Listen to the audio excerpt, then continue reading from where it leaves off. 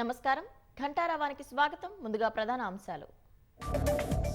సార్వత్రిక ఎన్నికలకు రాష్ట్రంలో 65.67% పోలింగ్ 44 స్ట్రాంగ్ రూమ్ల వద్ద మూడంచెల భద్రత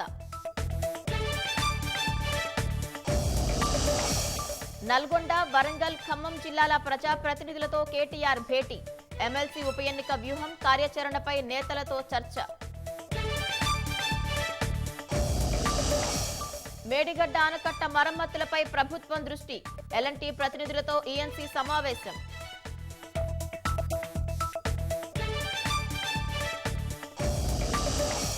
పల్నాడు జిల్లాలో టిప్పర్ను ఢీకొట్టిన ప్రైవేటు బస్సు మంటలు చెలరేగి 6 సజీవ దహనం